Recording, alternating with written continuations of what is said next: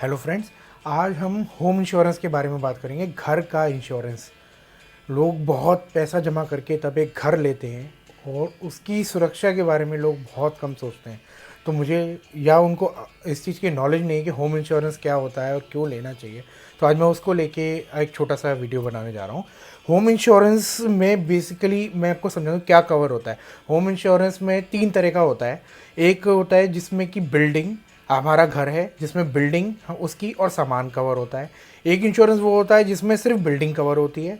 एक इंश्योरेंस वो होता है जिसमें सिर्फ हम अपने घर के कंटेंट को कवर करते हैं, जिसमें कि बिल्डिंग नहीं, अगर आप रेंट पे रहते हैं तो सिर्फ अपने सामान को कवर करना चाहते हैं। 3 तरह का होता है। किस चीज़ को कवर, क्या क्या कवरेज मिलता है अगर हमारे पास होम इंश्योरेंस है। पहला हम लेते हैं, हम कंप्लीट होम इंश्योरेंस लेते हैं जिसमें कि हमारी बिल्डिंग, घर की, चाहे वो फ्लैट हो या वो एक सेपरेट हमारा घर हो जिसमें छत भी हमारी हो, चाहे वो बिल्डिंग हो गई, प्लस उसका कंटेंट जो सामान है। सामान से मतलब है घर में एसी, फ्रिज, टीवी, जो भी फिक्चर, फर्नीचर, ग्लासेस, जो भी आपने इलेक्ट्रिकल फिटिंग का सामान वो सब लगाया है। तो साथ के साथ बिल्डिंग, जो हमारी बिल्डिंग बनाने में जो लगी है, वो कंप्लीट उसको कवर करता है। कवर किस चीज़ से करता है? कवर करता है अर्थक्वेक से, आग लगना, फायर या एनी कोई भी नेचुरल क्लाइमेटी हो गया, फ्लड हो गया, फ्लड, बाढ़, या कोई भी साइक्लोन आ गया, टाइफून आ गया, या मोस्टली जो हम कहते हैं कि आपका क्या है कि कई जगह शहरों में होता है कि कहीं बहुत ज़्यादा सेप्टिक टैंक भर गया। सेप्टिक टैंक भरने से क्या हुआ, सारा पानी आपके साइड में पानी मर रहा है। मरते मरते आपकी क्या हुआ, जो बीच में हमारा जो नींव है वो बहुत हल्की हो गई और पता लगा एट द एंड कोई ऐसी पोजीशन आई कि वो पूरा हमारा आधा घर डैमेज हो गया। या उसमें एक और चीज़ होती है, या हमारी कोई बिल्डिंग है, बिल्डिंग में हमारा वाटर टैंक है, वाटर टैंक बस्ट हो गया या फट गया, या वाटर टैंक से हमारा अच्छा खासा नुकसान हो गया हमारी घर की बिल्डिंग को, तो वो भी कवर करता है। उसमें साथ के साथ कंटेंट में ज्वेलरी को भी कवर करता है। तो ये होता है हमारा होम इंश्योरेंस। तो होम इंश्योरेंस में पहला तो मैंने आपको बताया कि जिसमें बिल्डिंग और कंटेंट। दूसरा एक होता है हमारा बिल्डिंग, सिर्फ बिल्डिंग को कवर करता है। खुदा न खास्ता बिल्डिंग को कोई परेशानी हो जाए, मतलब वही फ्लड या कोई कोई बाढ़ आ जाए, आग लग जाए, या कोई परेशानी हो जाए, या अर्थक्वेक आ जाए, तो उससे संबंधित हमारी बिल्डिंग, घर को सुरक्षित रखता है। तीसरा है कंटेंट, वो कंटेंट को कवर करना। जैसे कि कई लोग रेंट पे रहते हैं जिनका खुद का घर नहीं है, या कई लोग फ्लैट्स पे रहते हैं, लेकिन वो क्या है कि जैसे कोविड का टाइम है, लोग क्या है 3-3 महीने अपने घर में रह रहे हैं, लेकिन वो अभी भी रेंट पे कर रहे हैं, और तो वहाँ पे उनका अपना सामान डला हुआ है। तो जैसे सामान से मतलब वही है, फिक्चर एंड फर्नीचर, घर में जो भी सामान, किचन में सामान, घर में एसी लगा हुआ है, टीवी, फ्रिज, वो सब को कवर करने के लिए, सुरक्षित रखने के लिए उसको हम इंश्योरेंस लेते हैं। उसमें एक चीज़ और है, इसमें हमारे चोरी को भी वो कवर करता है। चोरी हो गई, लूट हो गई, थेफ्ट कवर जिसे हम बेसिकली बोलते हैं, इसको भी कवर करता है।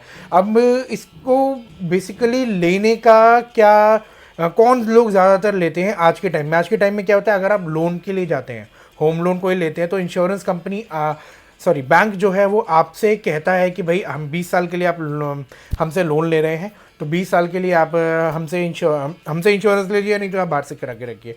मैं इसमें एक फ्लॉज होता है, वो मैं आपको बताता हूँ क्या होता है। आपने मान लीजिए 50 लाख का घर लिया, ठीक है। 50 लाख के घर में वो कहता है कि आपने जो लोन लिया, 20 लाख रुपीज़ डाउन पेमेंट कर दी, 30 लाख रुपीज़ का आपने लोन लिया। तो कंपनी क्या करती है कि वो कहती है, या बैंक हो गया या फाइनेंस जो भी हो गया, वो ये बोलता है अब 30 लाख का आपने लोन लिया तो 30 लाख का ही आपने इंश्योरेंस लोगे। लेकिन नहीं, ये अंडर वैल्यू में कहता है। क्यों? क्योंकि आपका जो टोटल होम की जो कॉस्ट है वो 50 लाख है, तो आपको जो इंश्योरेंस लेना चाहिए वो 50 लाख पे लेना चाहिए।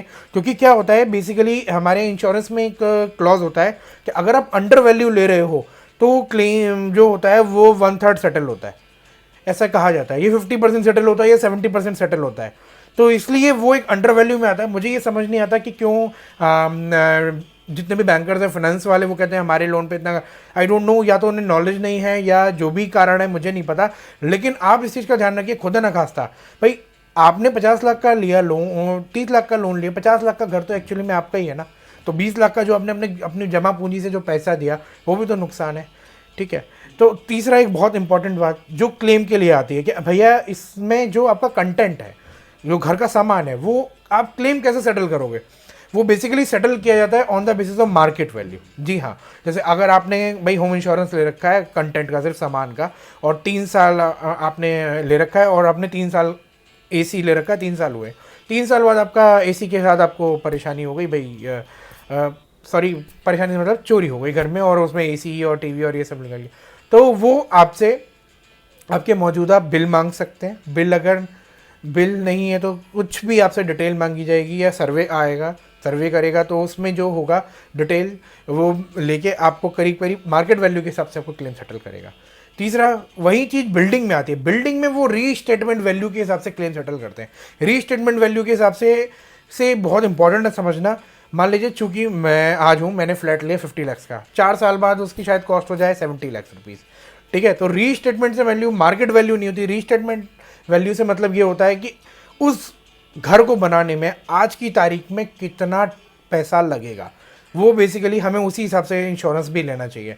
उसमें लोग थोड़ी गलती क्या करते हैं, वो कहते हैं सर मेरा घर है, घर में मैंने मेरा मेरा 1 करोड़ का, तो अगर कोई अच्छी जगह है तो कहता है 1 करोड़ का तो सर मेरा वो है ज़मीन, लेकिन जो मेरा घर का जो बनाने का जो खर्चा है वो मेरा 70 लाख का है, तो आप मेरा 2 करोड़ का कर दीजिए।